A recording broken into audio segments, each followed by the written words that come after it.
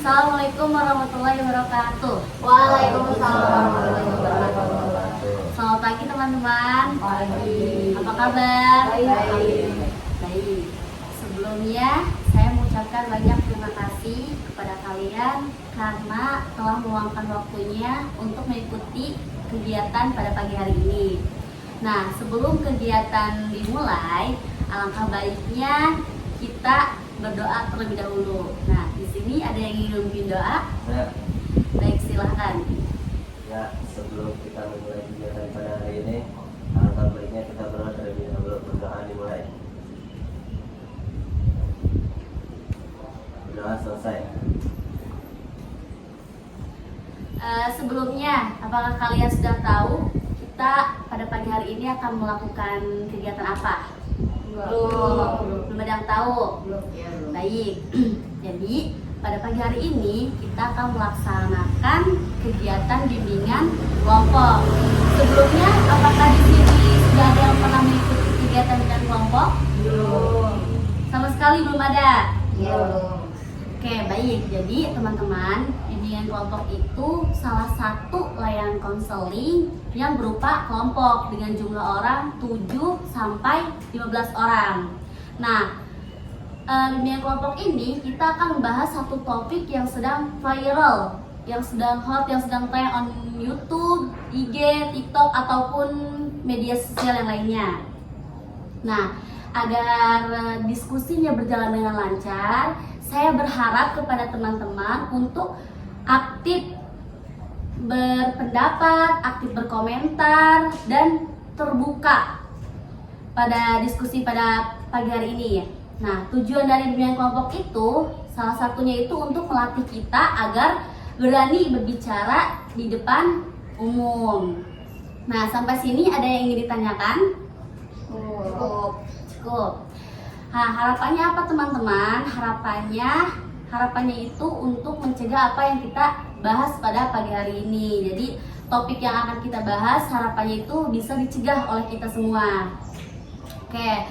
Nah, jika nanti ada sesuatu yang bersifat rahasia, saya mohon kepada teman-teman untuk tidak membawa rahasia tersebut di luar forum pada pagi hari ini. Jadi cukup kita bahas di dalam forum ini. Nah, sampai sini paham? Paham. Nah, sebelumnya saya juga ingin bertanya, apakah kalian sudah pada kenal nih?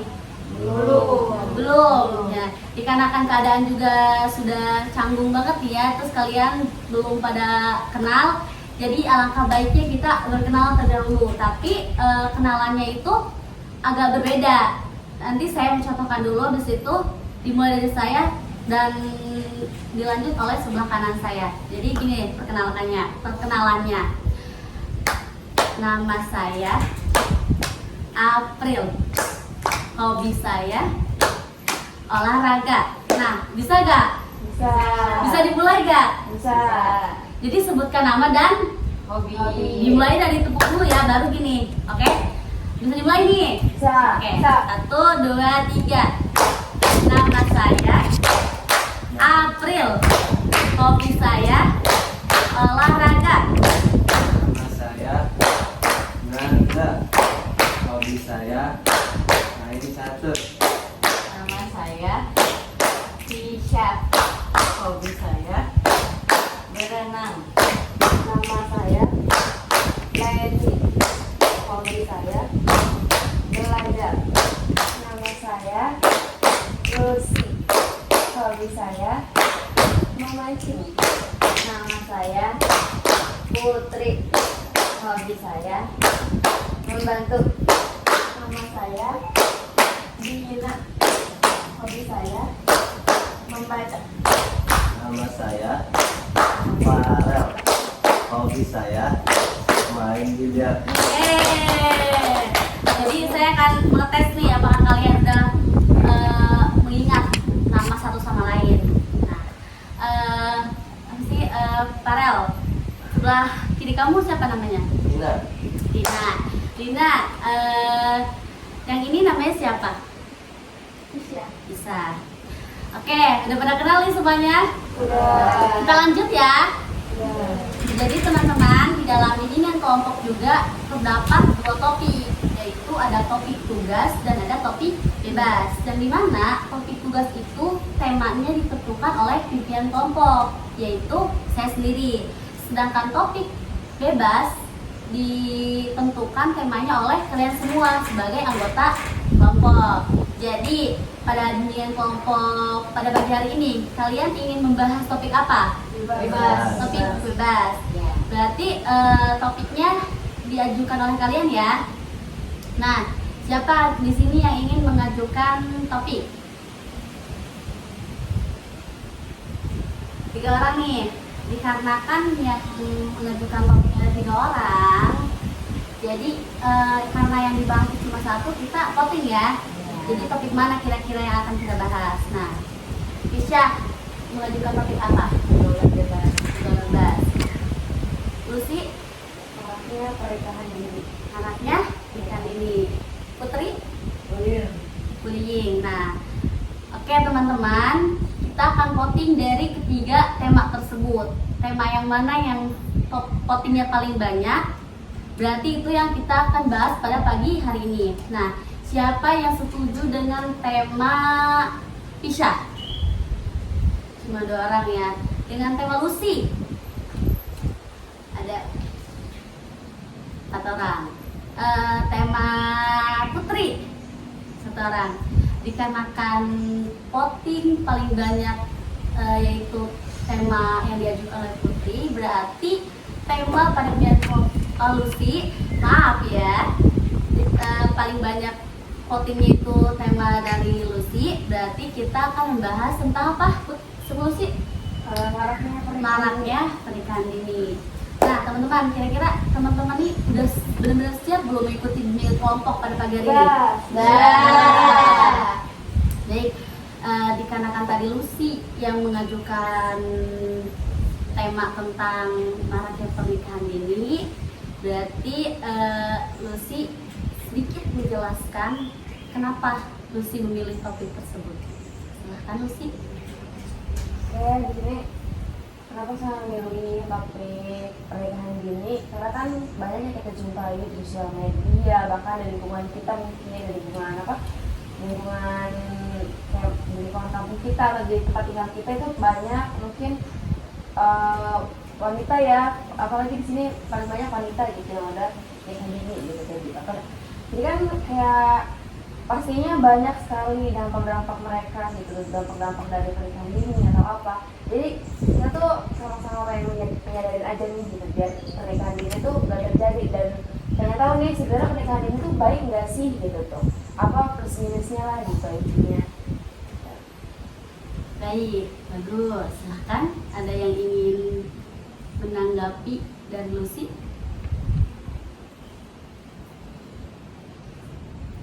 So, silakan. Bisa? Anda? Farel? Putri? Jadi katanya plus minus dari pernikahan ini itu apa sih gitu kan? Kenapa sekarang tuh banyak banget pernikahan dini? Ya, faktornya tuh salah satu pemicunya apa sih? Kenapa sih orang-orang tuh tertarik untuk Pernikahan dini.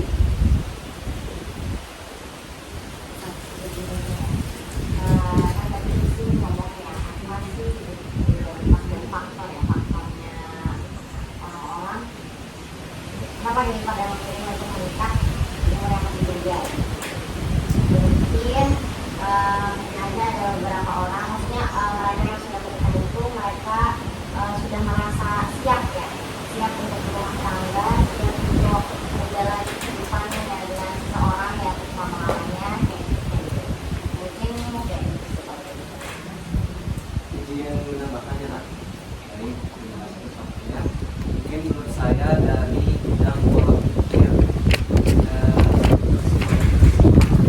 ada yang berpikiran seperti kenapa sih kita melakukan pendidikan selanjutnya, karena toh kita juga mungkin akan berada di posisi yang sama, cuma bedanya waktu itu dia lebih awal sama lebih akhiran. Jadi berpikir bahwa wanita itu tidak bisa melanjutkan pendidikan pasti akan Bagian di dapur dapur saja. Dan mungkin ada juga yang berfaktor ekonomi, karena mirisnya ekonomi di Indonesia juga tersebar, mungkin kita tahu ada aja yang hidupnya sebatang kara daripada kita, dia memilih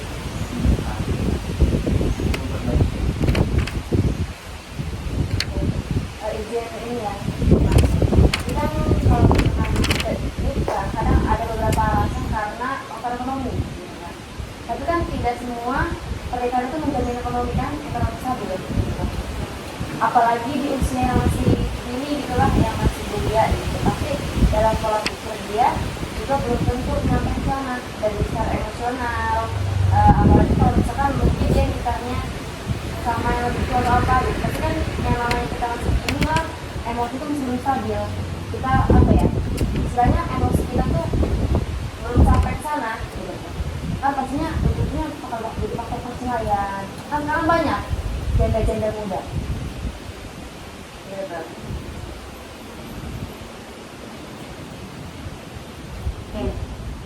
yang ini ketiga, katanya karena pikiran wanita yang ketika usianya 11 lah lalu 11 itu belum berpikir ekonomi. Memang tidak berpikir, tapi kan orang tuanya berpikir. Orang tua itu ketika anaknya sudah dewasa, semakin dewasa kan dia berpikir, anak saya anak. Karena mungkin faktor ekonomi saya tidak punya apa-apa, saya tidak mungkin ekonominya kurang gitu ya, dari faktor jualan maupun segalanya tidak mencukupi kepada anaknya untuk berpendidikan, dengan anaknya saya akan saja biar saya tidak memiliki tanggung jawab gitu, biar anaknya mengurusi orang tuanya gitu maksudnya. faktor itu dari orang tua. Faktornya juga bisa dari hubungan bebas sih, karena mereka ngelakuin kesalahan terus jadi kayak kebanyakan mereka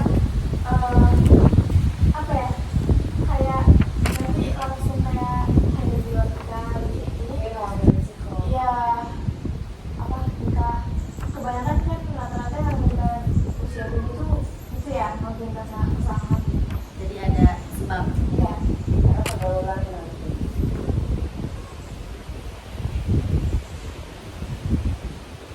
Jadi kayak ini misalnya anak broken home gitu ya kan, misalnya dia ini nggak dekat sama ayahnya kan, ayahnya pergi gitu, dia ini pergi gitu, mungkin dia tuh kayak pengen ada sosok laki-laki gitu yang menjaganya gitu, makanya dia tuh pengen cepet nikah gitu, pengen nikah muda, jadi gitu. Kalau ayah ya kekurangan wilayah gitu kan, kurang lagi ya sebenarnya kayak karena peran media sosial tadi memang dalam membantu untuk dulu gaya hidup orang dewasa katakan atau enggak pilihan. Nah ini sekarang banyak banget ya sosial orang pada ini nggak bisa jadi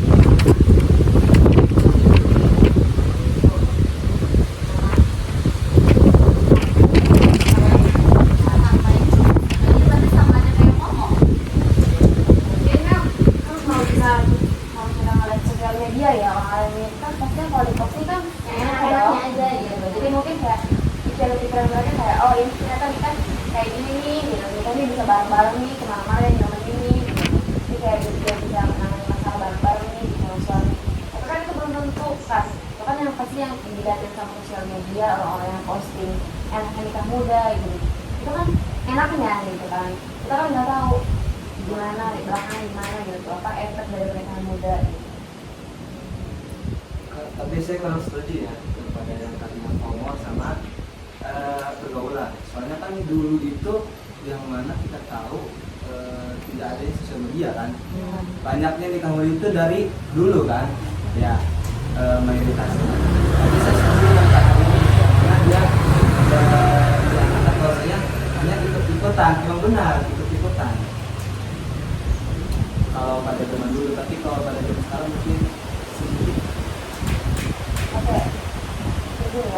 kalau zaman dulu ya, kenapa orang-orang tuh kalau kita lihat orang tua kita, nenek kita karena bisa punya anak banyak gitu kan. Itu kan karena mereka nikah dari usia dini. Iya. Itu karena kan pendidikan.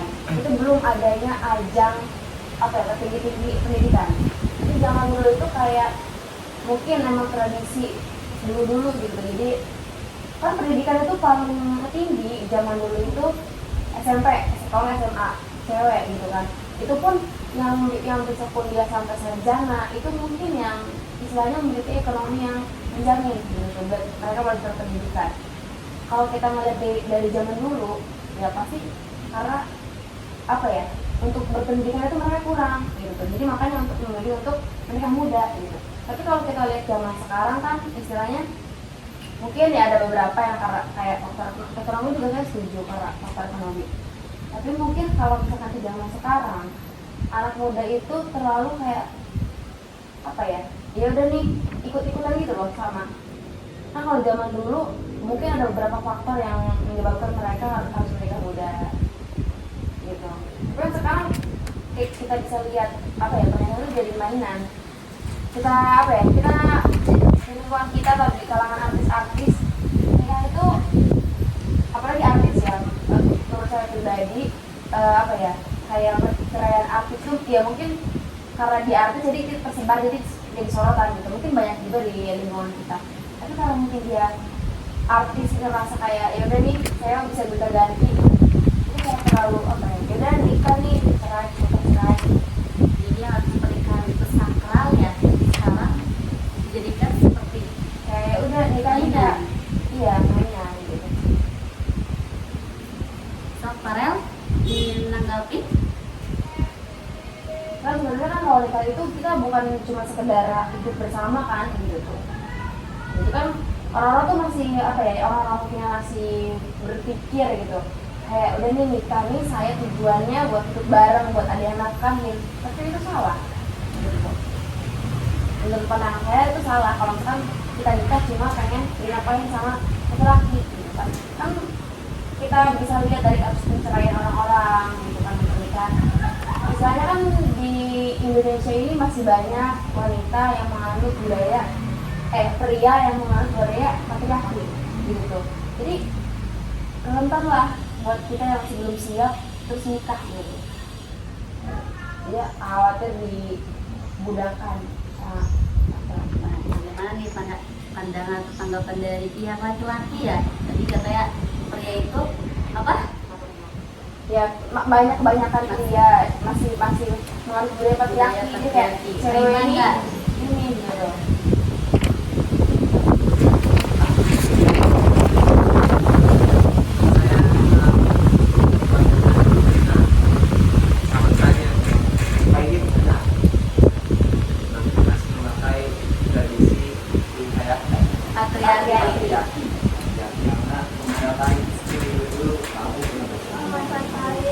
Memang benar, ada tradisi itu. Mungkin tradisi itu bawa-bawa dari dulu. Yang mana, udahlah apa yang harusnya semua itu apa yang tanggung jawab rumah segala dari segala keputusan menafkahkan itu suami kan. Nah makanya mungkin karena kebiasaan dulu itu yang mana suami berfokus untuk menafkahkan sehingga dulu untuk mengurus rumah. Sedangkan kan harusnya mah ya, jadi rumah itu adalah semua faktor tadi itu. Karena pada saat itu mereka menyusui, mengandung. Bagaimana Farel? Kakak ingin menanggapi?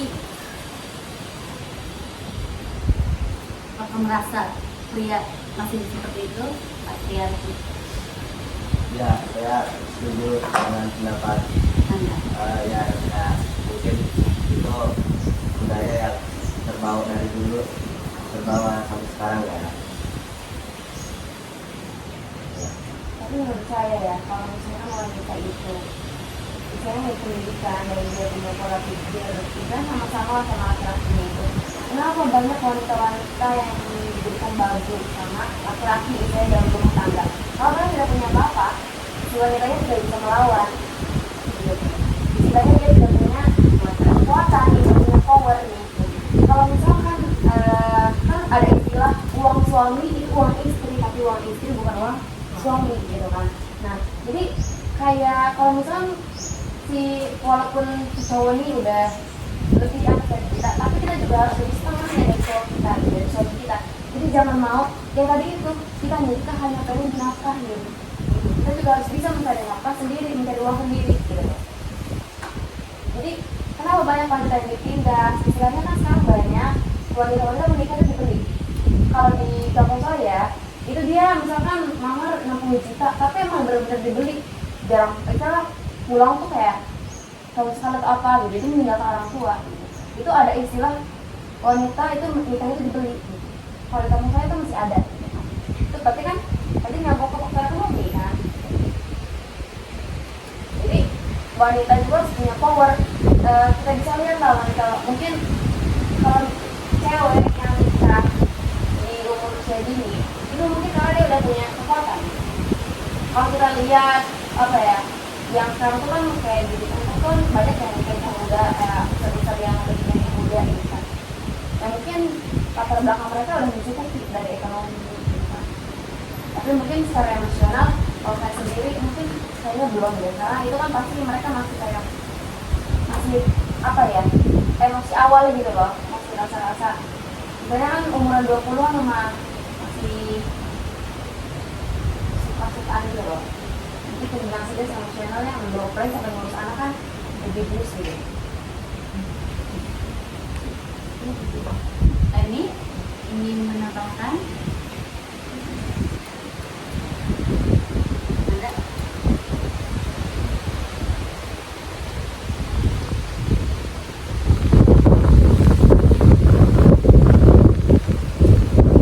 tadi kan kita sudah membahas banyak ya tentang dampak dari tentang pernikahan ini, faktor-faktornya apa. Dan tadi kayaknya yang lebih utama faktor itu tuh kata ekonomi ya. Setelah ekonomi karena ikut-ikutan atau yang lainnya juga. Nah, tadi kita udah membahas tentang faktor. Kira-kira apa sih dampak dari pernikahan ini? Jadi kan kalau ada faktor berarti ada dampak. Ya, kalau saya pribadi pasti dampaknya itu sendiri ini perceraian. Itu banyak kayak atau mungkin kayak tadi saya bilang kalau misalkan di pernikahan ini emosional dia untuk ngurus anak, ngurus suami itu belum dapat kalau perceraian.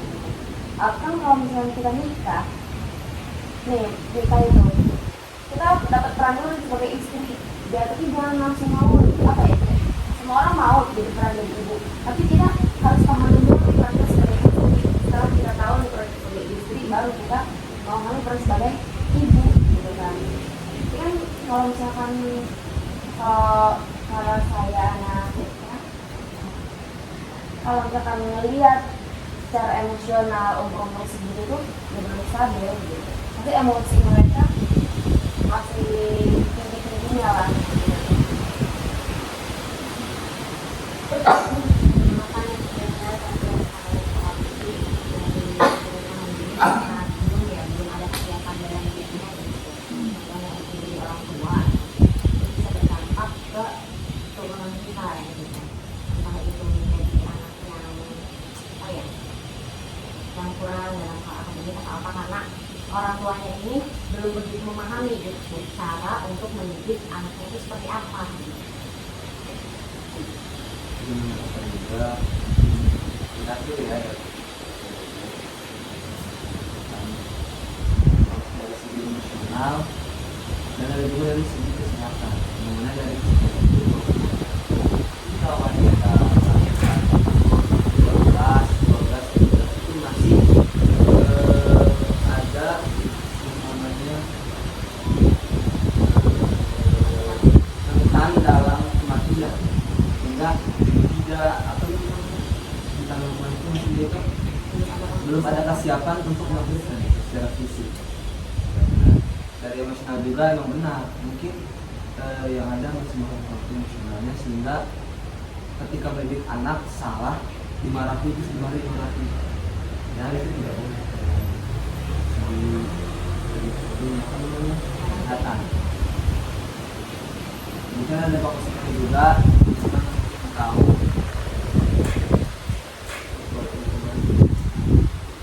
Itu juga dampak ke pendidikan. Jadi kan banyak remaja yang putus sekolah karena itu kan terutama perempuan. Jadi bisa menghambat kesempatan untuk meraih cita-cita atau melanjutkan pendidikan. Ya kan, Putri? Jadi yang dari psikologi kayak gangguan kesehatan mental gitu, kayak dia kan belum siap gitu buat punya anak. Jadi dia tuh stres gitu tuh. Ya, nggak ada si anaknya ini. Jadi Nyambung ya, senangkan. Iya, jadi depresi juga gitu. Gitu sih. Farel, kira-kira apa nih dampak dari pernikahan ini? Menurut saya salah satunya kayak ketergantungan ekonomi ya. Seperti yang dibilang kayak sama kakek yang ini, Siapa? Teh Lucy? dia kondisi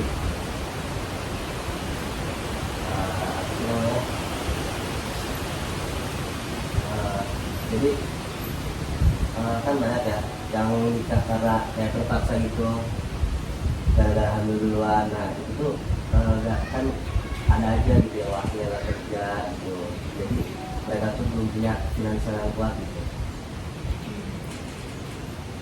Silakan. Bisa juga mungkin berdampak ke sosialnya dia gitu. Karena yang tadi kata ini kan katanya mereka diri itu bisa memutus ya mengenai pendidikan. Nah jadi karena dia takut dari pendidikannya mungkin karena dia cuma SMP atau SMA doang gitu. Itu bisa jadi faktor yang kurang gitu ke dunia pekerjaan ya. Kayak mau memutus pertemanan juga masih terus hubungan dia saya hubungan dia yang tetap gitu ya terbatas lah karena kan kalau udah nikah suami punya anak ya pasti sosialnya dia bakal berkurang gitu. Fokus ke anak suami. Ya, Yang tadinya sering banget setiap hari main sama temen, karena dia memutuskan untuk menikah diri, jadi berkurang sosialisasinya. Jadi makanya kayak sekarang kan banyak cara bicara kerja itu kayak mau kayak karena dia yang cepat lulus bisa berdampak gitu ke dalam karir mereka. Mengenai karir pendidikan gitu kan, yang kita tahu tadi ya sudah harus laki-laki aja kan yang berkarir gitu kan. Yang namanya wanita itu kita harus pendidikan yang berkarir gitu. Nantinya biar itu tidak ada tidak ada wanita yang dijatuhkan gitu. Ketika walaupun sudah menikah tapi kita punya power, kita punya pendidikan, pasti kita bisa gitu. Dalam perceraian. Dan pasti juga beda lah dong pendidikan orang yang istilahnya melanjutkan pendidikannya dia yang belajar gitu sama mungkin orang-orang yang kayak dia cuma memahami pernikahan, bukan dia tidak memahami kayak gimana parenting anak gitu kan. Kan kalau kita misalkan belajar atau tidak kan kalau kita kuliah, kita belajar sekolah atau apa, kita kan pasti kayak kita memahami gitu, mengetahui gimana cara ibu gimana, cara ibu membantu gimana gitu. Ya baik, karena kan tadi sudah ada juga ya dampak dari pernikahan ini itu apa. Jadi yang sekarang itu tentang bagaimana sih mencegah agar tidak terjadinya pernikahan dini, karena tadi ngedengar dari dampak kebanyakan dampak negatifnya dibanding dampak positifnya. Nah, saya ingin bertanya kepada mungkin satu gitu ya, cara mencegahnya itu seperti apa gitu, dimulai dari Nanda ataupun siapa, tapi semuanya harus mengajukan pendapat bagaimana sih cara mencegahnya itu gitu kan. Kalau misalkan kalian dikasih pilihan untuk pernikahan ini tapi kalian tidak ingin gitu menolaknya, kira-kira apa yang akan kalian bicarakan, kayak menolak itu seperti apa gitu, mencegah si pernikahan itu seperti apa? Ya karena kita belajar ya, asal mungkin kayak kita pengen melanjutkan pendidikan kita yang lebih tinggi. Itu kan udah menjadi salah satu tolakan kita gitu.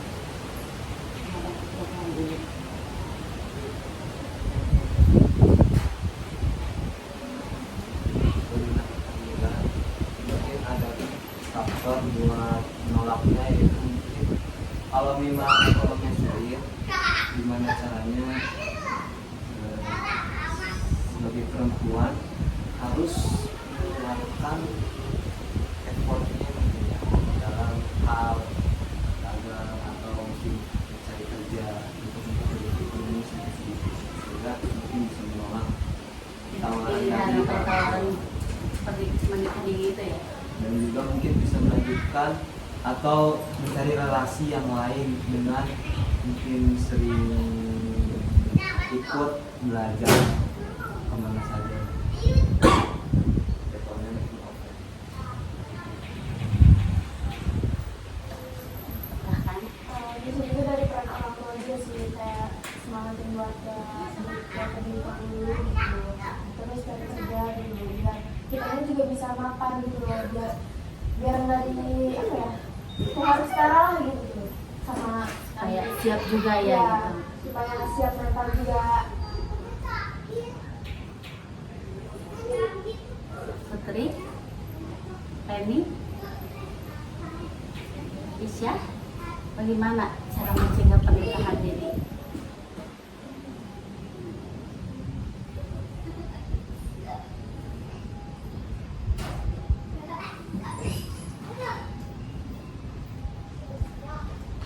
Sebenarnya juga bisa kayak pemberian edukasi mengenai kesehatan dan risiko pernikahan dini.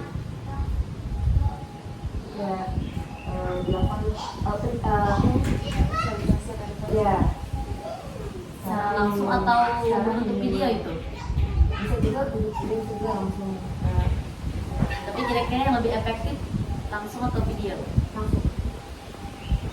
Sebenarnya kalau kita kan sekarang belajar itu sebenarnya harus yang bermanfaat ya.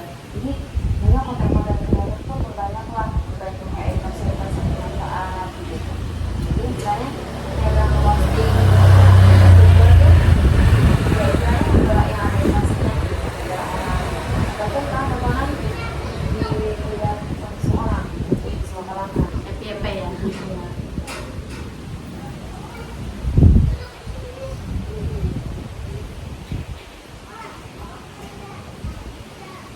Itu maksud ya kalau dari saya kayak menjaga pergaulan gitu ya. Jangan terlalu mengikuti pergaulan bebas gitu, yang bisa menyebabkan pernikahan dini. Putri, Dari mengurangi ini dari media sosial gitu, kayak apa melihat sekarang kan gitu ya, kayak kan misalnya melihat yang pernikahan dini gitu, jadi dia jadi pengen ikut-ikutan gitu, padahal dia sebenarnya belum siap gitu kan, tapi gara-gara kayaknya enak deh nikah ini bisa nikah romantisan gitu ya, ya sama suami. padahal mah ya, padahal dia tuh belum siap gitu. Jadi cuma siap ngomong doang, tapi mental, emosional belum stabil. Ya. Isya?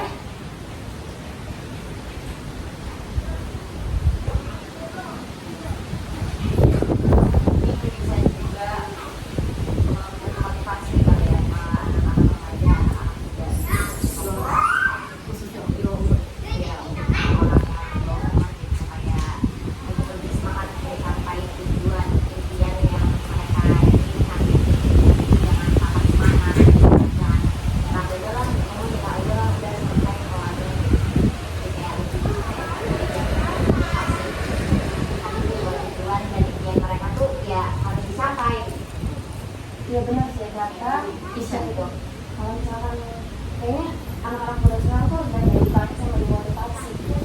biar kayak sekarang banyak anak muda, ada beberapa anak muda yang nikah ini karena keterpaksaan ya kan, karena nggak ada dukungan dari orang tua gitu, kayak mereka kayak bingung nih mau melanjutkan kemana gitu.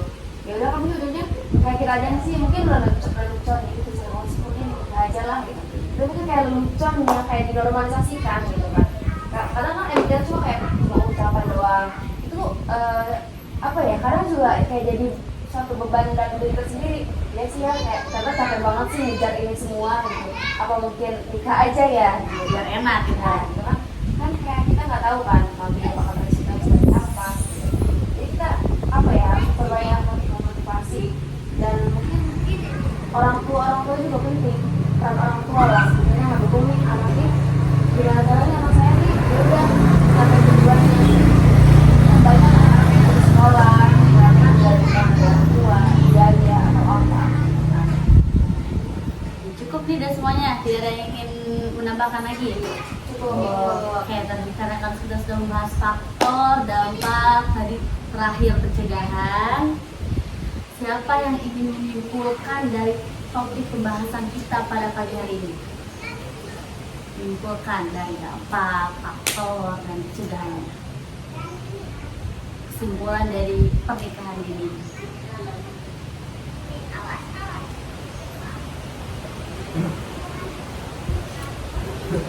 Silakan Anda. Bukan, maksudnya bisa kita bilang misalnya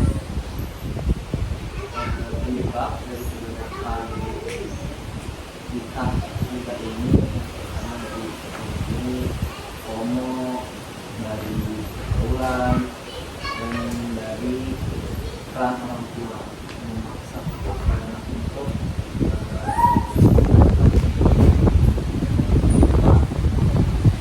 dari faktor negatif yaitu dari kesehatan mungkin belum siap dalam melahirkan dari emosional dan juga dari cara mendidik seorang anak. Dan adapun tadi cara pendidikannya yaitu dari sekalian dari ekonomi, yaitu dari kita harus memiliki relasi dan terus harus menginspirasi diri sendiri bisa mencapai cita-cita. Dan dari bidang media sosial bahwasanya kita itu harus memiliki pola pikir, kita itu jangan mudah terpengaruh, tetapi kita harus bisa mempengaruhi orang lain. Dan dari segi apa namanya tadi Kak, pendidikan, maksudnya kita harus memiliki cita-cita, maksudnya itu bisa Ada yang ingin menambahkan? Cukup. Oke teman-teman, sudah ada di penghujung ya kita pada bimbingan kelompok pada hari ini. Sebelum akhiri, apa nih kira-kira kesan kalian selama mengikuti bimbingan kelompok pada pagi hari ini, dan sarannya tuh apa sih? Saran untuk semuanya atau baik untuk saya sendiri? Kira-kira kesan dan saran. Kesannya gampang ya, bisa ketemu dengan teman-teman baru, bisa ketemu dengan kalian, terus ya bisa mendapatkan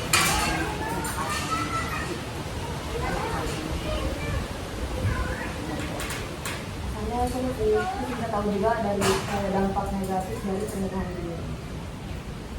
Putri, kesannya apa nih pada bimbingan kelompok pada pagi hari ini? Menyenangkan, lah. Kira-kira ada saran atau kritikan untuk bimbingan kelompok pada hari ini? Evaluasinya lah, evaluasinya. Itu juga bisa kenal teman-teman yang kenal, bisa ada yang juga apa bisa dari teman. Terus juga mungkin waktu kita bahas positifnya lah gitu. Kemarin tadi kan kita bahas tentang aja yang negatifnya nih. Siapa ada positifnya nih gitu. Siapa tahu saya juga mau ternyata kalau ada yang Oke, nah kira-kira setelah selesai bimbingan kelompok pada pagi hari ini, apa lagi nih kita akan melaksanakannya? jadi menurut Masukan. dengan pembahasan yang tadi belum dibahas ya, masih ada 2 pembahasan yang belum kita bahas. Tempatnya kira-kira di mana? Boleh di sini lagi juga ya. Adem ya. Oke teman-teman, sebelum mengakhiri saya ucapkan terima kasih banyak kepada kalian yang telah meluangkan waktu, tenaga, pikirannya untuk melaksanakan bimbingan kelompok pada pagi hari ini. Mungkin sebelum kita benar-benar mengakhiri bimbingan kelompok kita pada hari ini, alangkah baiknya kita mengucapkan ayat Alhamdulillah.